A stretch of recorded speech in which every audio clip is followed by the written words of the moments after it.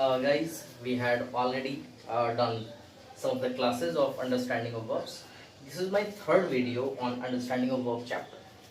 Anyway, guys, as I had already discussed, modal auxiliary verbs and basic verbs like state and action, we have to do further. And one of the important modals, should and can, could, may, might, we had already discussed. So let's begin with should.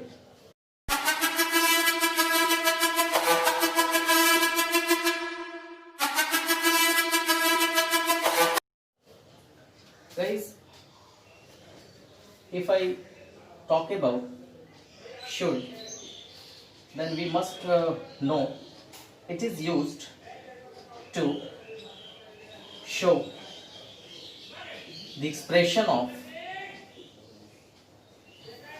advice or suggestion. This is what we know that. And this can be exemplified. For example, you should get up on time. Well,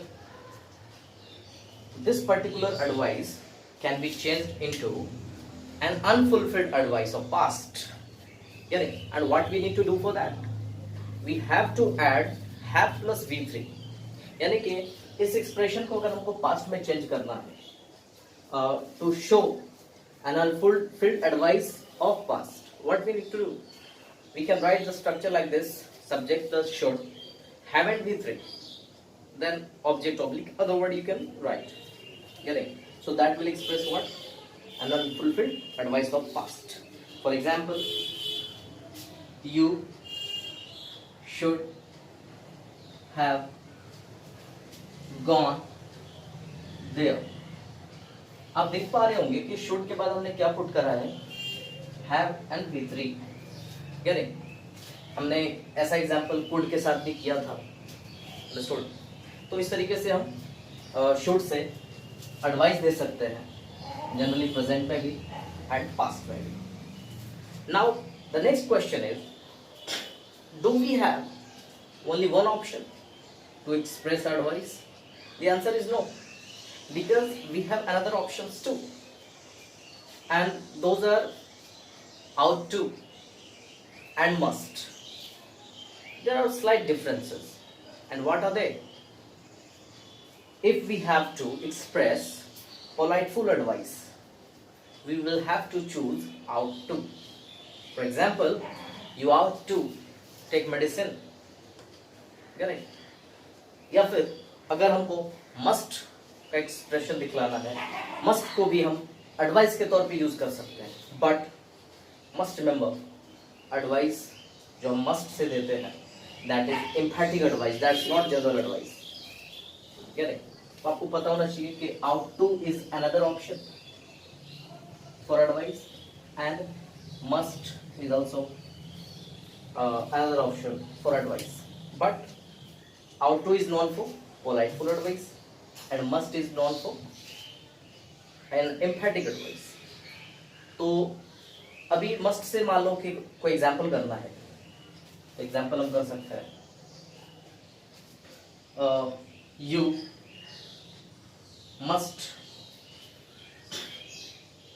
regard your elders.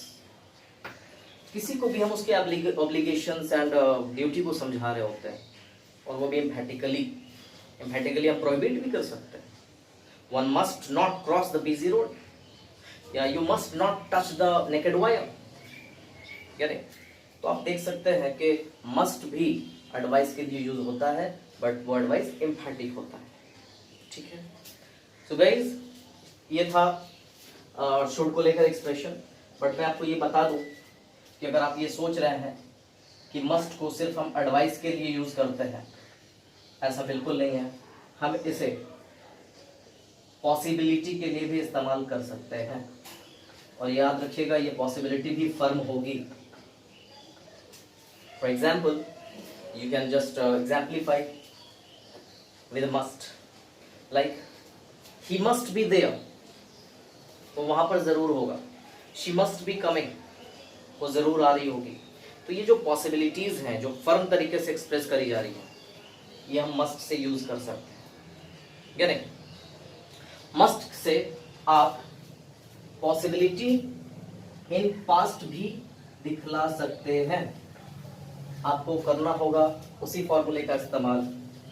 मान लो कि हम subject के साथ must लगाने के बाद हम past में ले जाना चाहते हैं, तो क्या करना होगा. याद होगा आपको, मैंने बताया था हैव एंड V3 वाला formula. Subject plus must, have and V3. तो इससे हम क्या दिखा सकते हैं, एक firm possibility in past. Getting it is used to show firm possibility in past. I'm just talking about this particular structure. ठीक, कोई भी एग्जाम्पल आपको करना है. फॉर एग्जाम्पल, जैसे जनरली लोग एक दूसरे से बात करते हैं कि तुमने उसका नाम जरूर सुना होगा. वर्क कीजिए सेंटेंस पे, जरूर सुना होगा, क्या नहीं. तो you must have heard his name,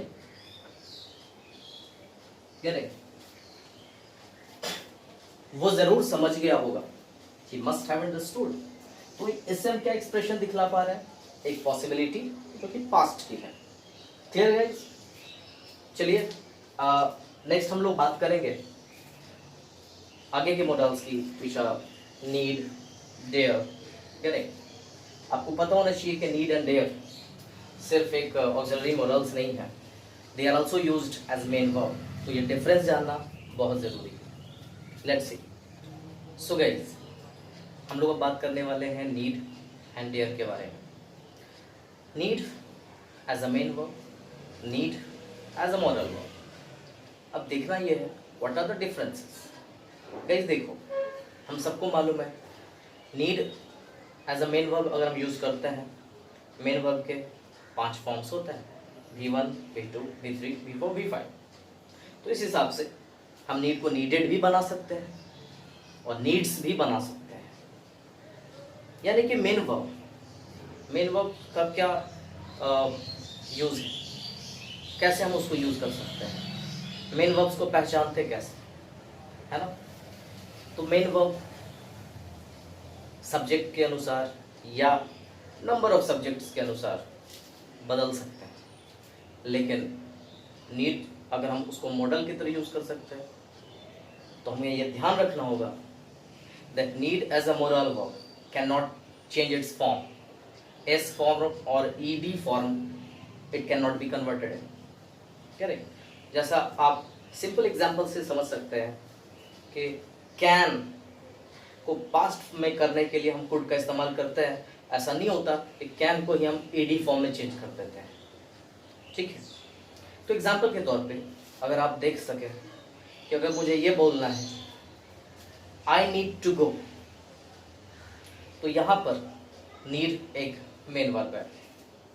but अगर इसको हम मॉडल वर्ब की तरह यूज करें तो इसका इस्तेमाल आई नीड गो होगा. क्यों? अब ये चीज आपको समझना है कि need as a modal verb ना ही ईडी फॉर्म ना एस फॉर्म में आएगा और ना ही इसके साथ हमको टू लगाना है. ठीक है. और ऐसा सेंटेंस अगर आपको लिखा मिले and it go, so you have not to consider it as a wrong sentence. It is absolutely right. You need go. ठीक. अब आपको यू की जगह पे मैं ही भी लगाकर अगर बताऊं ही नीड गो, अब यहाँ पे भी आप देख सकते हो कि नीड में एस नहीं लगा. आप कैन के बारे में सोच सकते हैं, I can go, you can go, she can go. Can का फॉर्म चेंज नहीं होता, कैन एक मॉडल की तरह पे काम कर रहा है. In the same way need. लेकिन यही अगर मेन वर्ब के तौर पे अगर हम नीड को देखें, main verb he needs to go. Previous example मैंने बताया था you need to go, you में आप सबको मालूम है V1 का यूज करते हैं हम सभी, लेकिन जैसे मैंने यहाँ पर थर्ड पर्सन को यूज किया ही, तो ही नीड्स टू गो, यानी so this is the difference between main verb and modal verb. यही काम हम डेयर के साथ भी कर सकते हैं। डेयर का क्या इस्तेमाल है? Dare is a modal verb which is used to express boldness, challenge, right? So dare as a modal verb and dare as main verb। जो चीज़ें हम need के साथ कर रहे थे वही चीज़ हमको dare के साथ करना है। अगर हम dare as a modal verb देखें तो हम कहते हैं I dare go, यानी I dare go, लेकिन जब हम मेन वर्ब में आएंगे तो हो जाएगा I dare to go। आपको मालूम होना चाहिए dare as a modal verb हम टू नहीं लगा सकते, क्या नहीं? मोडल वर्ब में आई डेयर गो और मेन वर्ब में I dare to go. Clear?